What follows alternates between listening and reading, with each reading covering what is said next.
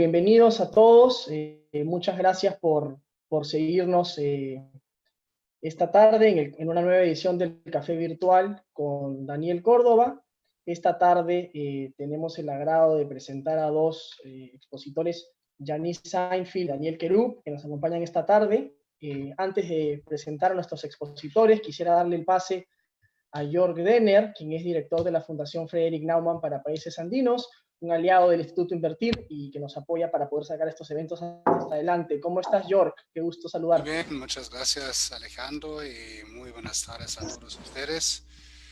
Bienvenidos a nuestro evento semanal que hacemos siempre con nuestros amigos del Instituto Invertir, y siempre son eventos con temas actuales, y siempre hemos invitado disertantes o referentes o expertos a nivel alto también hoy, y creo y espero que vamos a tener un evento muy interesante. Muchas gracias. Muchas gracias, Jörg. Quiero pasar a presentar a nuestros dos panelistas de esta tarde. Primero tenemos a la doctora Yanis Seinfeld. Ella es doctora y máster en Economía por la Universidad de Harvard. Tiene un postdoctorado en el National Bureau of Economic Research. Es licenciada y bachiller en Economía por la Universidad del Pacífico, donde ha sido además investigadora y docente. Es consultora en temas relacionados a políticas públicas y directora ejecutiva de Evidenza Consultores. Asimismo, nos acompaña el doctor Daniel Querub, quien es gerente general de IBT Group, es economista y MBA por la Universidad Carlos III de Madrid. IBT opera en el Perú diversos hospitales y tiene una amplia experiencia en modelos de gestión público-privada. Les agradezco a los dos por estar esta tarde con nosotros. Le doy el pase a Daniel para que pueda moderar la conversación esta tarde, que tiene que ver básicamente con cómo logramos fortalecer la colaboración público-privada para mejorar los sistemas de salud tan deficientes que existen en el Perú. Daniel, gracias. Bueno, muchas gracias, Yanis. Daniel, bienvenidos nuevamente. Hemos ahora recurrido a una plataforma contra hackers, que, bueno, sabemos que la semana pasada nos atacaron. Bueno, quiere decir que importamos, por lo menos, ¿no? O sea, que hay gente que puede no estar de acuerdo con nosotros, pero importa lo que hacemos y los mensajes que enviamos. Bueno, en esa ocasión, bueno, tanto Yanis como Daniel son actores importantes en el sector salud del Perú. Yanis es una consultora doctora en economía y es una consultora, digamos, yo creo que la más prestigiada en el tema de salud y de políticas públicas en general, pero tiene ella un expertise particular en el tema de la gestión de la salud, y Daniel es un actor directo, ya que encabeza la principal empresa de gestión de salud pública en el Perú, ¿no? Y son dos APPs, entre otras actividades que tiene, pero que son exitosas, y que quien ha visto, si quien ha visto las presentaciones o ha acudido a los centros de salud, a los hospitales gestionados por IBT, se da cuenta cuán eficiente puede ser la gestión privada de los servicios públicos. Somos un convencido de eso, y justamente a raíz de la pandemia, bueno, el tema de la salud ha surgido como la primera prioridad de las políticas públicas para todos los países del mundo, en realidad, que han sido afectados por esta increíble situación que no habíamos imaginado a estas alturas de la historia, pero ha tocado, y las respuestas, digamos, han sido directamente proporcionales en su éxito a la calidad y a la fortaleza de los sistemas de salud pública en cada uno de los países, ¿no? Entonces, en nuestro país, lamentablemente, hemos tenido y estamos teniendo una situación muy complicada, a pesar de haber sido el país en donde se impuso mayores restricciones. No vamos a hablar en esta ocasión de la gestión de la pandemia y perdernos en especulaciones o interpretaciones de los datos, sino el sistema de salud. O sea, ¿qué cosa está pasando con el sistema de salud? Tenemos un Estado solvente financieramente. La revista The Economist hace un par de semanas, 3 semanas, puso al Perú como la 4ª economía del mundo más solvente en términos financieros, o sea, el Estado muy solvente financieramente, pero tenemos unos servicios públicos, incluido el de salud, de última categoría. Entonces hay un gap importantísimo de gestión. El problema seguramente es un problema. Entonces quería yo empezar, vamos a tener 3 bloques, con Yanis, con una primera pregunta sobre cómo estaba el sistema de salud pública antes de la pandemia. O sea, yo digamos, interpreto números. Tú aterrízanos un poquito, porque, y digamos, una interpretación muy, tal vez arbitraria, tú tienes la información procesada y analizada. Tenemos un sistema público aún solvente financieramente, porque no se iban a gastar los presupuestos que se han puesto sobre la mesa, y tenemos servicios públicos muy malos. ¿O estoy siendo exagerado? A ver, muchísimas gracias, Daniel, por la invitación. Gracias, York y Daniel Kerup por acompañarnos el día de hoy. Mira, en realidad, a ver, empecemos señalando algunos aspectos positivos, ¿no? En el sector salud. Y creo que el más positivo que ha ocurrido en los últimos años es la continuidad de la política del aseguramiento universal, que empieza en el 2009 y que se le da, digamos, un espaldarazo, digamos, en diciembre del año pasado, donde se define la política de universalización de la salud, ¿no? Por la cual todas las personas que hasta ese momento no tenían ningún seguro de salud iban a estar cubiertos por el Seguro Integral de Salud, que es el seguro público de salud, ¿no es cierto? Eso a mí me parece muy favorable porque pone el pie en el derecho de la persona. Y creo que ese es un tema, digamos, en salud que personalmente me parece muy importante, ¿no? El foco tiene que ser el ciudadano y la salud es un derecho. Entonces, en términos de asegurar la cobertura poblacional, que asegurar que la gente esté cubierta por un seguro, me pareció una política, digamos, en la dirección adecuada. El problema viene con el punto que, a pesar de estar avanzando en el aseguramiento universal, el SIS ha pasado en los últimos años a tener al 2019 17 millones de afiliados y a este momento más, porque los 4 millones que faltaban asegurar pueden acceder ahora al Seguro Integral de Salud. Eso no ha venido acompañado de un presupuesto adecuado, ¿no? Y eso hace que estemos, a pesar que ha habido incrementos en el presupuesto, no han venido acompañados, digamos, el presupuesto con el suficiente incremento como para poder realmente darle una buena atención a las personas. El tema no es claramente solo de recursos, de mayores recursos, pero sí es un tema que me parece fundamental, ¿no? Porque, por ejemplo, si nosotros nos comparamos con otros países de la región, no solamente tenemos menor gasto en salud, sino que eso se traduce en que la plata que le va a llegar a cada persona es bastante reducida. Entonces, el per cápita, el gasto per cápita que tenemos en Perú comparado con Chile, por ejemplo, es la tercera parte, ¿no? Y sin irnos tan lejos, el gasto per cápita o el presupuesto per cápita que tiene un asegurado en el Seguro Integral de Salud es la mitad de lo que tiene en E-Salud. Sin embargo, no solamente es un tema de cantidad de recursos, ¿no? Realmente el sistema de salud tiene muchas complejidades, ¿no? Que de repente no es ahora el momento para entrar a la profundidad, pero se dice que es un sistema muy fragmentado porque tenemos distintos subsectores, tenemos el subsector público, tenemos la seguridad social, tenemos las sanidades, tenemos los privados, y no hay una buena articulación, digamos, entre subsistemas. Eso lleva a que haya mucha ineficiencia, ¿no? Porque si tú tienes fondos que se manejan de manera independiente y cada uno de estos fondos tiene su propia red de prestadores, las redes de prestadores no conversan entre sí. Quiere decir que no se ponen los recursos públicos de salud, de las sanidades, a servicio de todos los ciudadanos. ¿no? Y eso nos lleva a que cuando vas de viaje a alguna provincia, en alguna región, lo que tienes es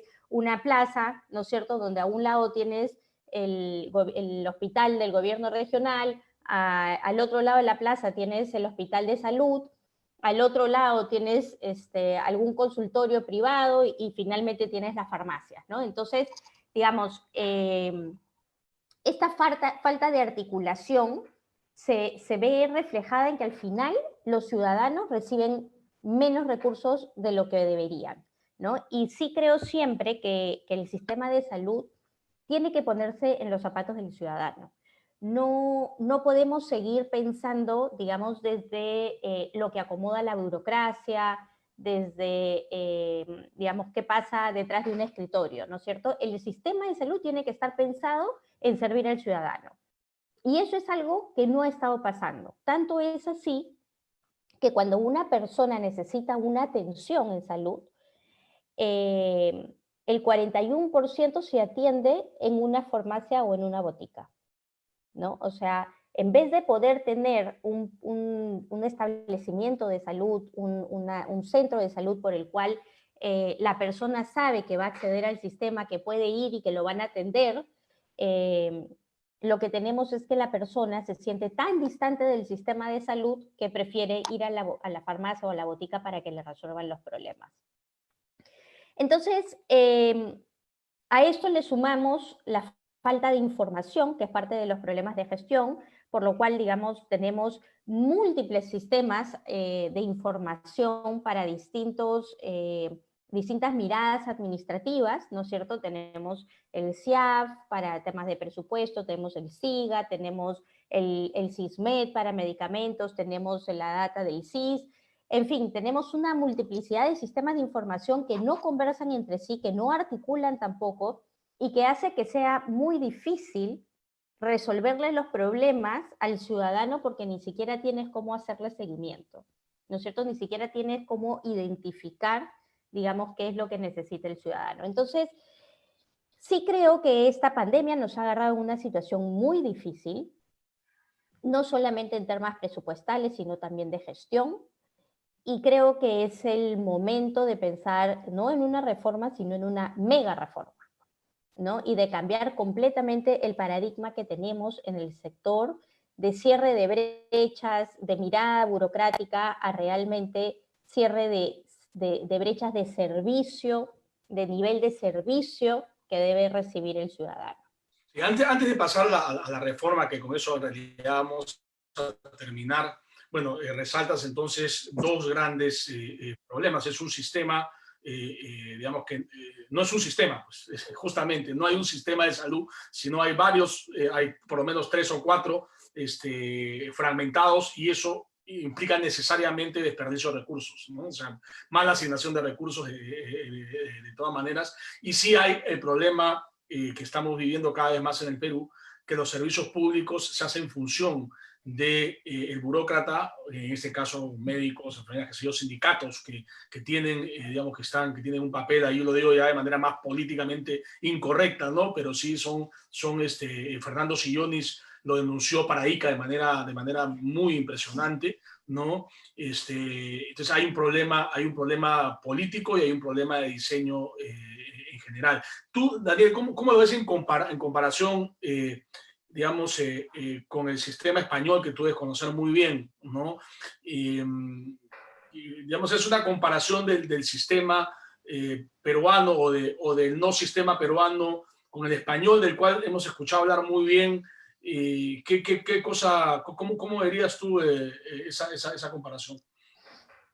Para hablar de un modelo, ¿no? Bueno, sí, efectivamente, el sistema sanitario español es realmente bueno, ¿no? Y yo creo que pese a todos los problemas y que como a todos los países la pandemia pilló de improviso, pero sí han podido hacer frente de una manera u otra, ¿no? a las necesidades que había. En España, hace 50 años, podía haber un sistema relativamente parecido, fragmentado, distintas entidades de salud pública. Hoy en día hay una sola salud pública y una sola salud privada, ¿no? Que efectivamente, como comentaba Yanis, vendría a ser lo más eficiente puede haber regiones en las cuales tengas un hospital de salud al lado de un hospital del gobierno regional y en cambio hay otras zonas donde no tengas hospitales. Pero incluso que tengas dos hospitales uno al lado del otro no significa que ambos funcionen bien, a lo mejor no. Entonces, quizás si en algún momento pudiéramos tener esa oportunidad de unificar el sistema de salud, probablemente cogeríamos lo mejor de cada uno y vendría a ser muchísimo más eficiente, ¿no? Hablabas antes del gap de gestión. Sí hay un gap de gestión, obviamente, pero no es el único gap que hay. Tenemos un gap de infraestructura, tenemos un gap de equipamiento, tenemos un gap de atención primaria, tenemos gap de camas, tenemos muchos gaps que no conseguimos cerrar, ¿no? Unos datos que analizábamos hace unos días, por ejemplo, que son datos públicos, datos del Ministerio de Salud, datos del MEP, datos de preinversión. A la fecha tenemos 8.723 establecimientos de salud de primer nivel, de los cuales casi el 78% tienen una capacidad instalada inadecuada. Si pasamos a hospitales, hay muchos menos obviamente, tenemos 243 y más del 50% presenta una brecha de infraestructura. Toda esta brecha se da por distintos motivos, por antigüedad, porque pueda ser antiguo o porque pueda estar anticuado, que no es lo mismo, porque realmente tenemos hospitales que tienen 50 años y siguen funcionando o tenemos hospitales que no tienen el equipamiento apropiado, ¿no? Toda esa brecha que se da en los distintos estamentos de la salud pública es lo que es importante llegar a un consenso gubernamental en el Congreso, en la política, que sea el caso, para poder intentar cerrarla lo antes posible. Hay muchísimos sistemas para poder cerrarlo, pero desde luego, si no llegamos a un consenso y no se prioriza dónde están las brechas más importantes para cerrar, nunca se va a conseguir. Claro, entonces ahí, digamos, cuando yo hablo de gap de gestión, bueno, la gestión incluye, pues, obviamente, planificar la inversión, por ejemplo, en infraestructura. Es un tema que tocamos en nuestro primer café virtual con Carlos Neuhaus y Leonel Roca, y Leonel Roca sacó un número que se ha sido publicado, ¿no? De los 50 hospitales que se han licitado en los últimos 10 años, creo que solamente 10 estaban funcionando correctamente, ¿no?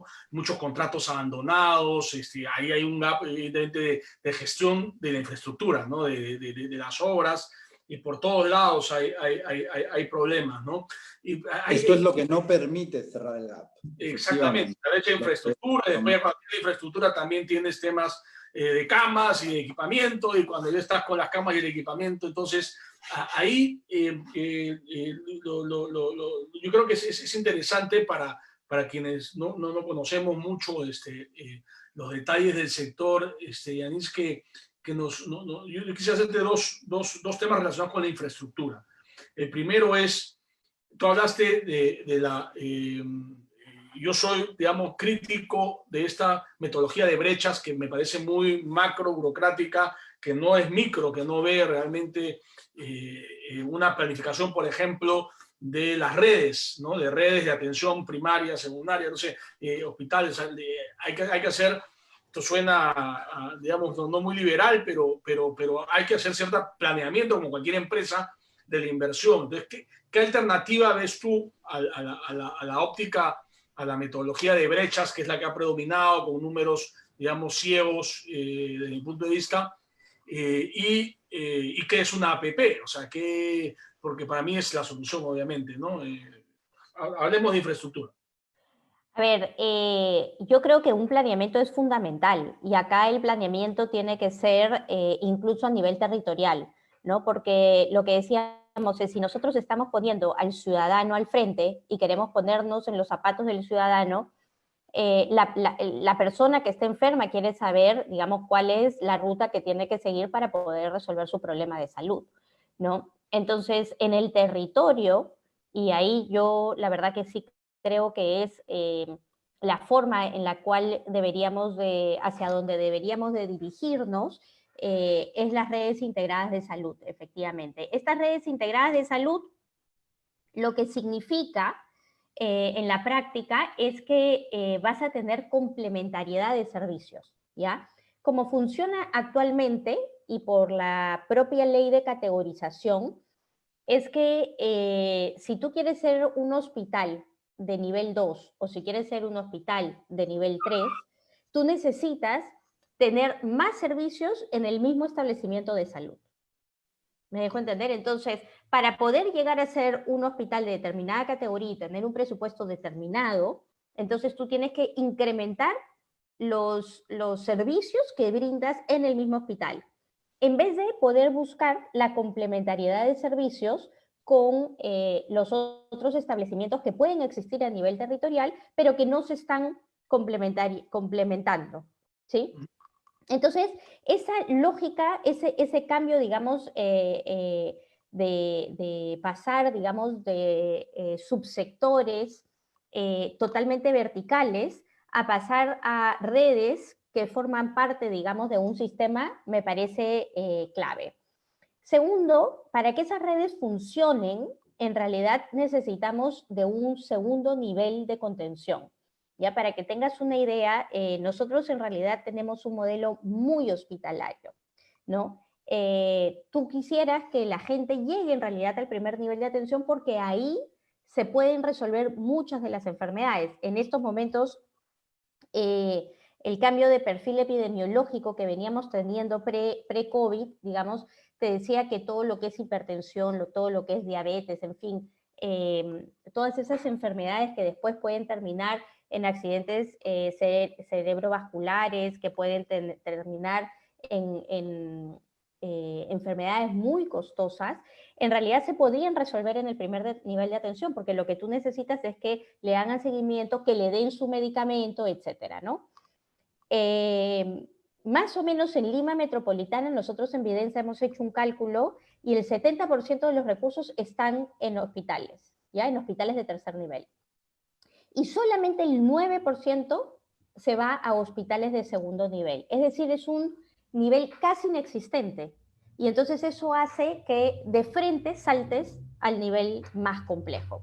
Eso lo tenemos que ir resolviendo, ¿no? Y tercero, yo creo que es muy importante para el tema de infraestructura que tú no midas tú midas los resultados por justamente resultados sanitarios, ¿no es cierto? Que tú tengas una población a la que tú atiendes y que esa población esté lo más sana posible, que los niños no tengan anemia, que los niños estén vacunados, que la gente que tiene hipertensión esté controlada, etcétera. Y eso es un tema muy importante para mí en el tema, digamos, de cierre de brechas de infraestructura, porque tenemos que pasar a pensar en términos de redes integradas. El otro tema es que hasta el momento la planificación que se hace en los distintos subsectores es completamente independiente. Entonces, como Daniel decía, en el subsector público tú tienes que se necesitan 170 establecimientos adicionales, tienes que el 76% de la infraestructura es inadecuada, y eso te suma más o menos 27.000 millones de soles. Pero tienes otra brecha muy similar en salud. Entonces tenemos que empezar a planificar de manera articulada, ¿no? Porque si no, en realidad volvemos al tema de cierre de brechas y no al tema de cierre de brechas de infraestructura, me refiero, y no al tema de cierre de brechas de nivel de servicio. En mi mirada personal, ¿qué es lo que debemos de hacer? Tenemos que avanzar hacia un cambio en el paradigma. Tenemos que ir a comprar nivel de servicio. Tenemos que ir a decir, ok, yo no quiero el kiosco si ese kiosco no me va a resolver temas sanitarios. Yo quiero que el kiosco venga con médicos, quiero que venga con tecnología, quiero que venga con medicamentos, etcétera, y que me mantengas en la población con estos estándares sanitarios. Para mí ese es el cambio fundamental que tiene que ver. Yo hablaba hace unos días en cómo realmente tenemos tanta dificultad para poder hacer un cambio y seguimos haciendo lo mismo y lo mismo, como que haciendo lo mismo vamos a tener un cambio, digamos, en los resultados. Y no va a ser, Tenemos que seguir... Ya lo dijo Einstein, ¿no? Ya lo dijo Einstein, es eso de hacer lo mismo para buscar resultados diferentes, es la definición de la locura, ¿no? Exactamente, exactamente. Entonces ya hemos probado que en realidad por la inversión pública tradicional tenemos ejemplos que sobran del hospital de Andahuaylas, que está inconcluso y se empezó en el 2007, de Lorena en Cusco, que también empezó en el 2007 y siguen inconclusos, ¿no? Y lo que veíamos es que en realidad las APPs tradicionales, digamos lo que conocemos como las APPs que están en proinversión, han heredado un poco los vicios, ¿no? de la inversión pública, porque el tema, digamos, del diseño de la tecnología que tú quieres que traiga el privado para decir cómo lo va a hacer, en realidad está en manos de Proinversión. Entonces, se desvirtúa que realmente lo que tú quieres es poner los recursos para que definiendo tu población que quieres atender, definiendo la cartera de servicios que tú quieres brindar, en realidad, y dando la regulación con los estándares de calidad que se quieren tener, ¿no es cierto? Se le diga al privado, ok, tú dime cómo lo vas a hacer con la mejor tecnología posible y al menor precio posible. ¿No? Entonces, para mí, en estos momentos, lo que debería de estar haciendo el sector público es definir esos estándares regulatorios. ¿Cómo realmente yo voy a poder comprar servicios que garanticen que van a tener el estándar de calidad adecuado?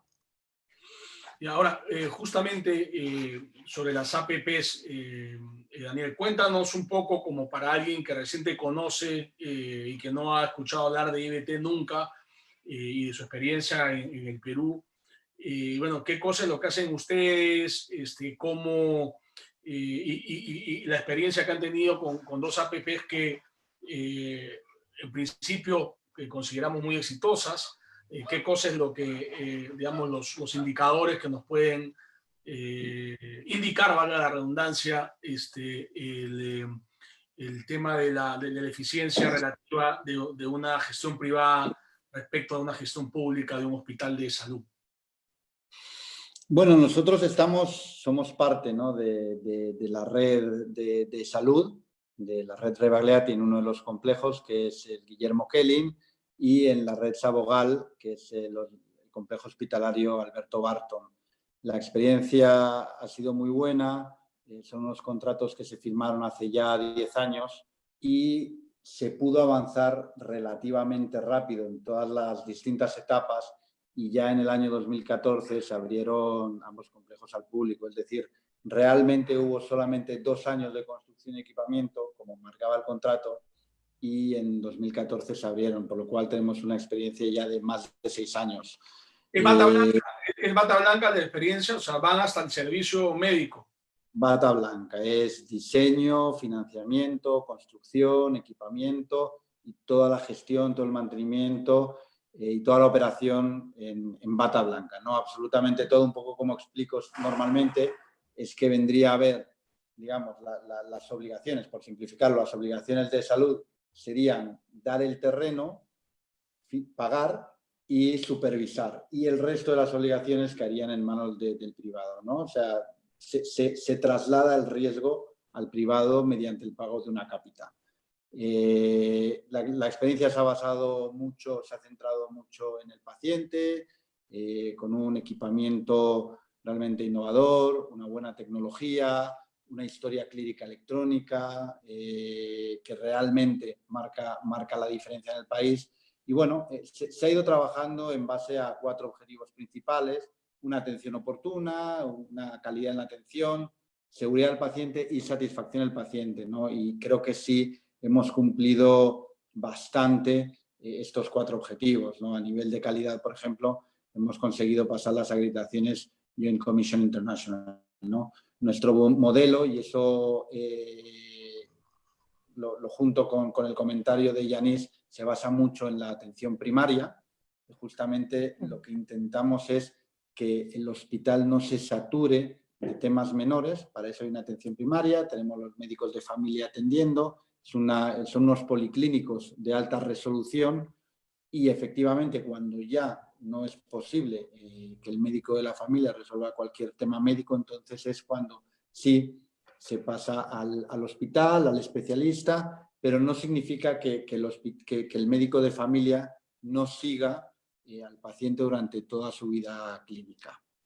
Y básicamente eso es lo importante, la base de nuestro modelo. Yo, por ejemplo, el otro día veíamos unas cifras que hay 67 hospitales en construcción y apenas, bueno, o en construcción o con los contratos firmados, ¿no? Porque no es lo mismo, y apenas 40 centros de salud. Si realmente estamos hablando de que hay 67 necesidades de hospital, probablemente debería haber 250 policlínicos para construirse, ¿no? Debería haber por lo menos 3, 4 policlínicos por cada hospital para realmente no volver al mismo modelo de que todo se tiene que trabajar desde el hospital, ¿no? Porque entonces nunca vamos a poder descongestionarlo y va a seguir habiendo más y más necesidad, ¿no? Yo creo que hoy en día la medicina ha avanzado mucho, ha evolucionado, la cirugía ya no es tan invasiva, entonces cada vez deberíamos necesitar menos hospital y más consulta externa. Luego ya si encima hablamos que de esos 67 hospitales antes de la pandemia 51 estaban o parados o ni siquiera habían iniciado obra y de esos 40 policlínicos casi la mitad estaban en la misma situación, pues evidentemente llega un momento en el cual tanto las entidades públicas como las empresas privadas pues pierden la fe, ¿no? En el modelo tradicional de licitación, quieren ver modelos nuevos, como pueda ser, por ejemplo, la APP. ¿Cuál es el problema de la APP? Pues toda la etapa de formulación, ¿no? La etapa de formulación que se puede volver eterna. Estamos hablando de que hay 5 iniciativas privadas cofinanciadas que están en la cartera de proinversión hace 7, 8 años y no han conseguido... 7, 8 años. Yo soy un crítico de los últimos 10 años. Sí, 2014, 2015 aproximadamente. Todavía no han llegado ni siquiera a licitarse. Salud también tiene en cartera, desde el año 2013, 2 hospitales de alta resolución que están en Piura y en Chimbote, todavía tampoco ha salido a la licitación, ¿no? Entonces, estas etapas tan largas de formulación hacen que cualquier entidad pública y probablemente pierda la fe y por eso no quieran entrar en nuevas APPs, ¿no? Porque el proceso es demasiado largo, entran demasiadas entidades públicas a valorar, tiene que entrar el MEF, tiene que entrar la Contraloría, tiene que entrar el Ministerio de Salud, tiene que entrar Subsalud. Entonces, los hitos avanzan realmente lento, ¿no? Yo creo que eso es uno de los grandes hándicaps que debería, más que hacer cambios en proinversión, lo que debería haber realmente es darle muchas más herramientas a proinversión para que realmente pueda avanzar en lo que no es necesario que opinen absolutamente todas las entidades.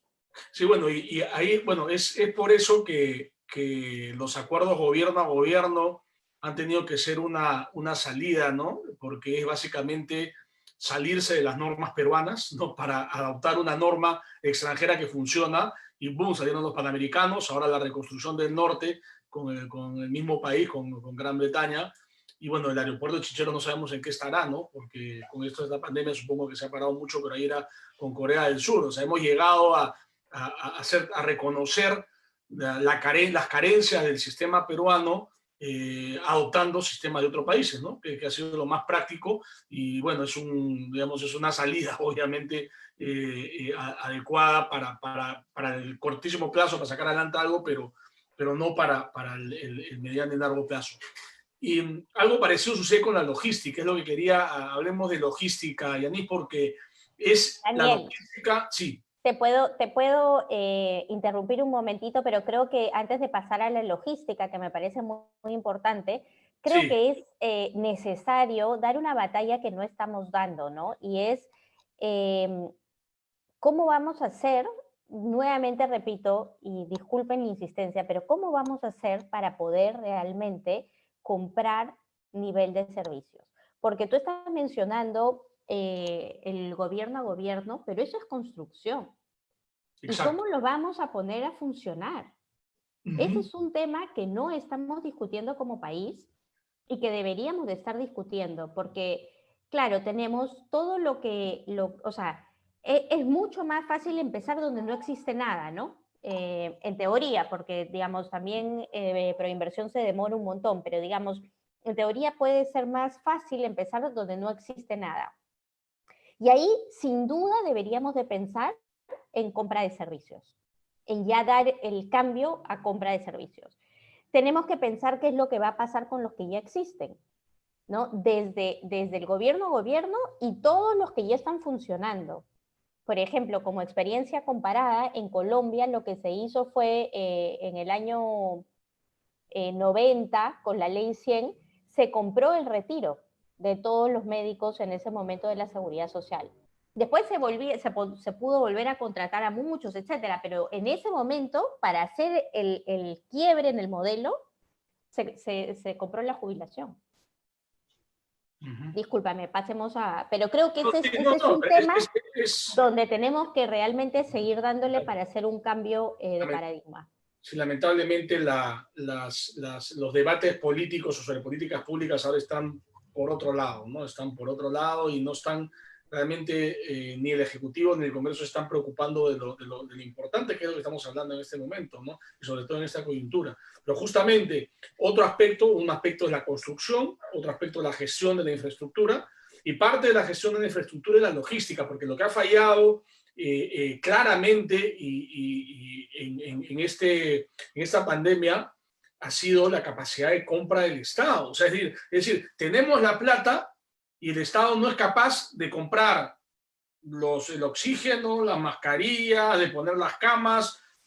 Bueno, se utilizó los panamericanos, o sea, algo se hizo, obviamente, tampoco es que se haya hecho nada, pero sí ha habido una falta de ejecución presupuestal en la pandemia, que es un tema básicamente logístico, porque no puedes construir hospitales de inmediato, aunque sigue campaña, obviamente, pero ¿qué está pasando con la logística? Lo que yo he escuchado de gente especialista es que no hay una logística centralizada, no tienen un sistema, digamos, de compras, y en consecuencia yo no he visto, como en Chile, en España, ningún avión del Estado peruano ir a comprar, digamos, implementos para atacar la pandemia.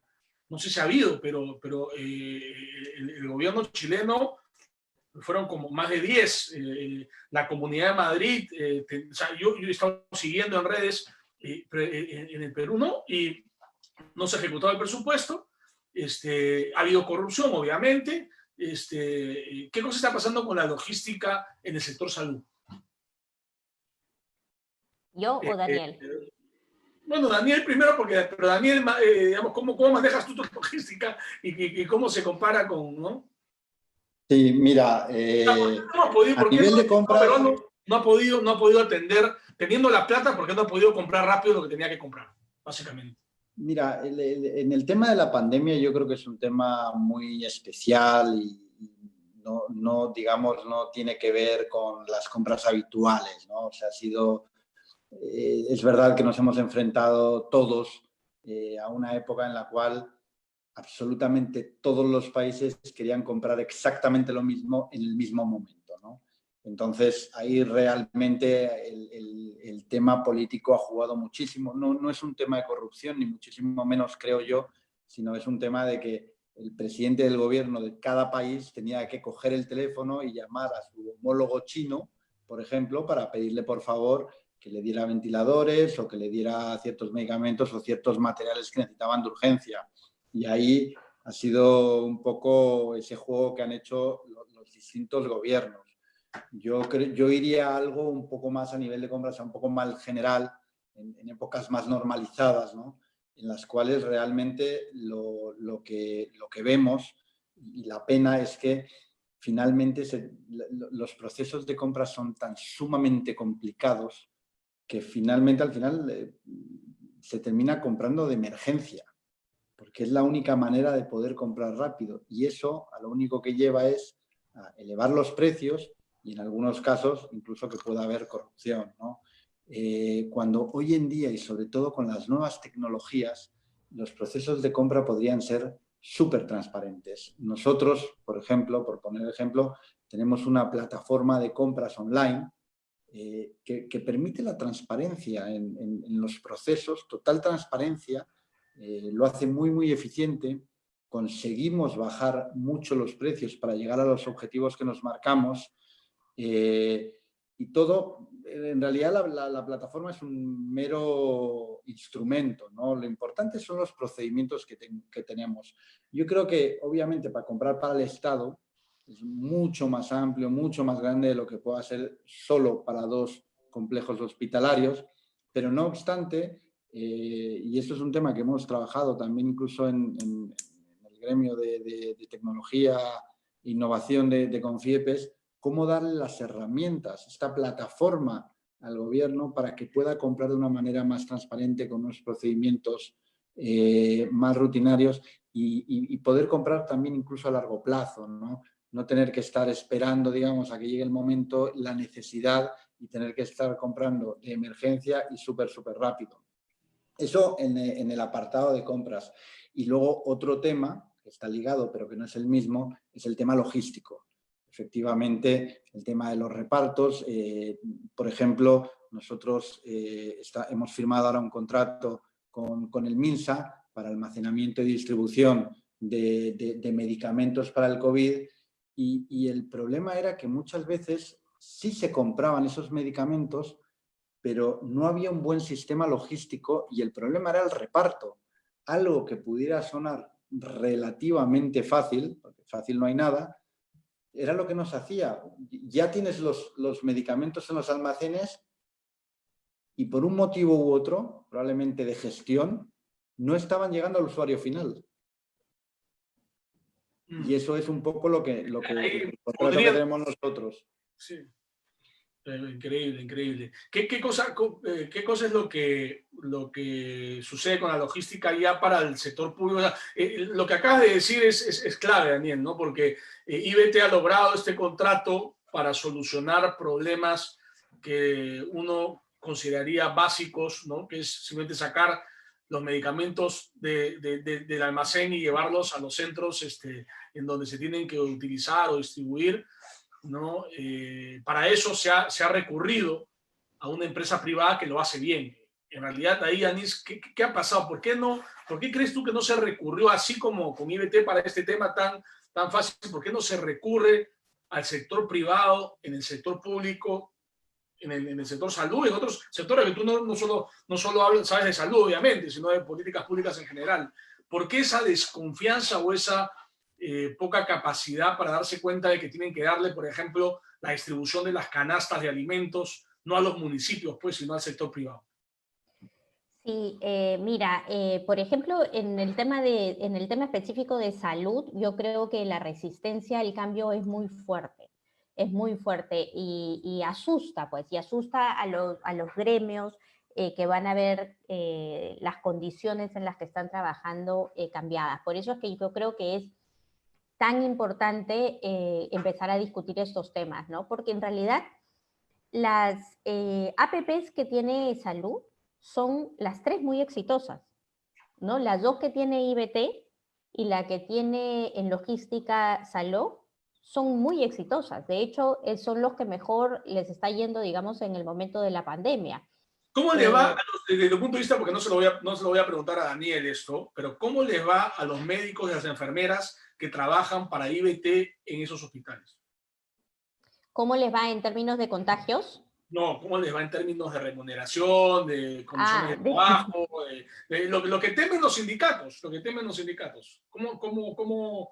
No sé si tienes información al respecto, para no preguntarle a Daniel. Yo creo que Daniel es el más indicado para responder eso, pero lo que sí te puedo decir es que las condiciones en las que trabajas son bastante mejores. Es decir, la tecnología con la que trabajas, los medicamentos a los cuales tienes acceso para el paciente, en la protección que recibes, digamos, es bastante mejor, ¿no? Antes de pasarle a Daniel la palabra para que responda específicamente cómo les va en remuneraciones a los médicos y a las enfermeras en el sector privado, sí decirte que nuevamente en el tema de logística es esta diferencia entre el cierre de brechas de la disponibilidad del medicamento versus que el paciente reciba el medicamento que le ha sido recetado. ¿Ya? Y es lo mismo, digamos, que hemos venido hablando a nivel de infraestructura, lo que se repite a nivel de logística. Sí, puede ser que los recursos sean insuficientes, pero la gestión es clave. Los sistemas de información son claves. Si tú no sabes cuál es, qué es lo que le ha, digamos, si tú no sabes si el paciente ha salido del establecimiento de salud con los medicamentos que el médico le ha recetado, entonces no sabes qué necesitas hacer para ajustar tu logística, ¿no? Si tú lo que mides es la disponibilidad en el establecimiento de salud, tú en el establecimiento de salud tienes varios almacenes y varias farmacias. Puede estar el medicamento en el almacén y eso significa que está con buena disponibilidad, pero a ti no te importa que esté en el almacén. A ti te importa que el paciente lo reciba. ¿Me entiendes? Entonces, si no podemos hacer ese seguimiento que implica juntar la información logística con la información prestacional de lo que le ha recetado el médico, entonces no vamos a poder avanzar. A mí lo que me importa es poderle hacer el seguimiento a los recursos de plata, digamos, y a los recursos físicos, y saber que efectivamente el paciente lo ha recibido. Esa información tan básica no existe en el sector público. Tú tienes múltiples sistemas de información, pero no puedes hacerle seguimiento final, digamos, a qué ha pasado con el bien que debería de estar en manos del paciente. Ahora, sí concuerdo completamente con Daniel que este tema tiene que tener también una reingeniería muy grande, ¿no? Todos los productos no son los mismos, o sea, que tú compres un paracetamol no es equivalente a que tú compres un producto oncológico. Entonces ya el mundo separa los productos de acuerdo a las características. Si es que tienes muchos proveedores, digamos, por ese medicamento, hay poco riesgo de desabastecimiento, ¿no? Y en función de cuánto genera, digamos, de impacto presupuestal en el medicamento, digamos, en el presupuesto. Con esas dos variables ya puedes hacer bastante. Ya puedes definir herramientas de compra, digamos, ad hoc a los productos que estás tú buscando.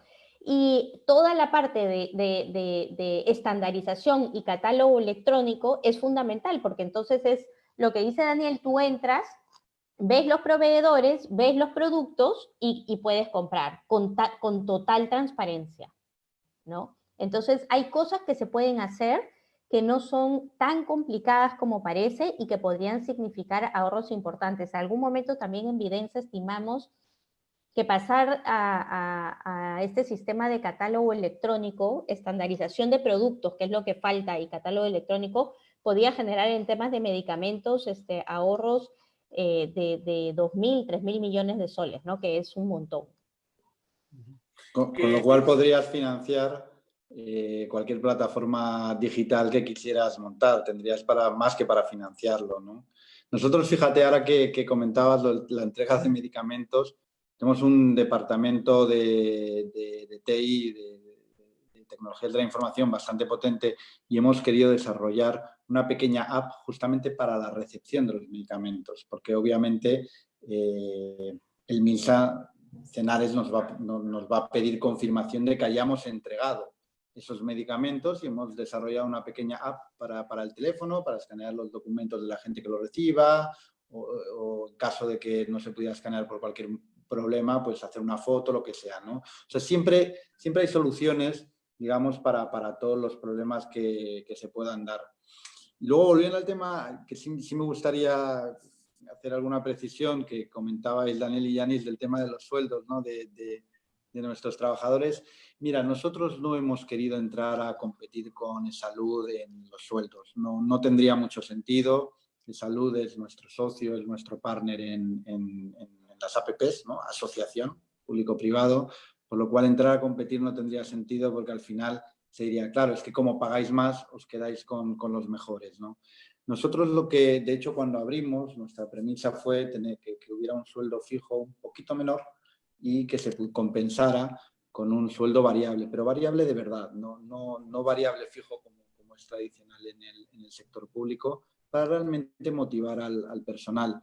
Y efectivamente, y como decía muy bien Yanis, nosotros lo que motivamos a nuestros trabajadores es con unos hospitales de primer nivel, con una tecnología potente, con una historia clínica electrónica que para ellos les motive, digamos, mucho más que la tradicional, con distintas herramientas que estamos utilizando modernas, pues por supuesto, siendo partícipes ellos mismos de haber conseguido las acreditaciones Joint Commission International, que son los primeros centros públicos que lo consiguen que lo conseguían en América Latina. Yo creo que todo eso, junto a la cultura corporativa que estamos queriendo desarrollar, es lo que nos ha ayudado justamente a que quieran seguir trabajando con nosotros, tanto antes como durante la pandemia.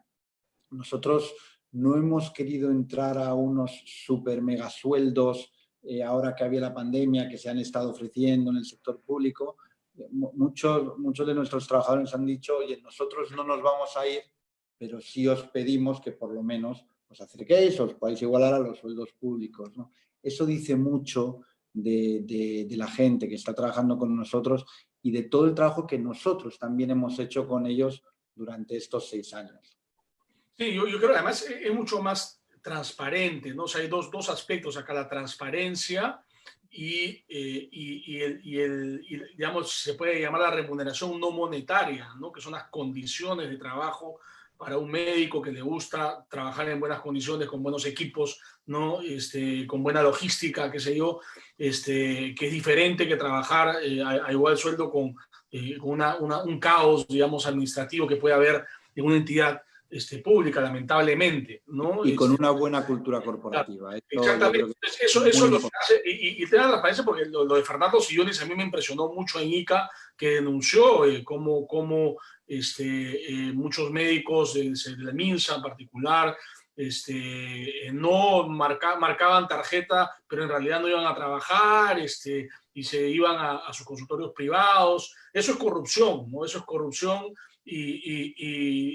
Digamos, y eso está mal, ¿no? O sea, obviamente, en una APP tú tienes un sueldo adecuado, un variable que te puede poner por encima si trabajas más horas, obviamente, ¿no? Y es mucho más transparente, buenas condiciones, creo que obviamente es la solución. Bueno, ya para cerrar, Yanis, en tips, en bullets, ¿cuáles son los elementos principales, los problemas a atacar para una reforma integral del sistema de salud en el Perú? A ver, vamos a empezar de nuevo pensando en el ciudadano. Yo creo que si pensamos en el ciudadano, lo primero que va a tener que experimentar la persona es un cambio en la oportunidad y en la calidad de la atención del primer nivel.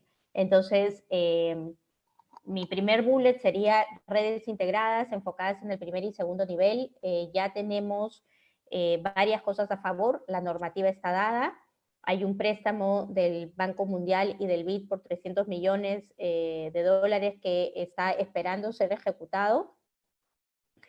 El impacto va a ser muy directo, ¿no es cierto? Segundo bullet es quién va a gerenciar, quién va, digamos, a articular esas redes en el territorio. Y eso tiene que definirse muy claramente. Yo creo que ahí es la posibilidad de poder unir salud, el privado, el público, ¿no es cierto? Y eso se tiene que pensar cómo se va a hacer todo el ordenamiento territorial y la gestión territorial y la contratación entre subsectores. Subiendo, digamos, en el financiamiento es muy complejo en el sector salud, es muy, muy, muy complejo. O sea, tú tienes distintos métodos de asignación, parte viene por programas presupuestales, son 13 programas presupuestales en salud. Tienes, por otro lado, las acciones presupuestales que no terminan en productos, los famosos APNOP, y tienes acciones centrales. Tienes 3 métodos, digamos, distintos de asignación. Pero además, dentro de eso, tienes que algunas instituciones te pagan el costo variable que le llaman, que es el medicamento y los insumos médicos, y otra parte te la pagan otros actores, gobierno regional y MINSA, te pagan infraestructura y recursos humanos. Entonces está fraccionado por todos lados, ¿no? La mirada, digamos, desde el director del hospital, desde el gestor local, es básicamente 10 gerentes financieros distintos a los cuales tienes que reportarle y tienes que pedir reembolsos de distintas maneras. Entonces es una locura. Para mí eso tiene que resolverse. Yo sí creo que el financiamiento en el sector salud debe venir por impuestos en un país como el peruano, porque la informalidad es muy grande para contar, digamos, para pensar en una seguridad social muy ampliada. Entonces el financiamiento tiene que estar, digamos, tiene que venir por el lado público, y tiene que ser un financiamiento mucho más articulado, ¿no? En un fondo realmente donde lo que estime sea el per cápita que se va a financiar, digamos, lo que cuesta financiar a una persona multiplicado por los 33 millones de peruanos, y eso tiene que ir a un fondo, ¿no? Y dejarnos de tener tantos fondos y tantos mecanismos distintos de asignación. Bueno, ojalá pues que seas ministra pronto para que implementes esa reforma. Daniel,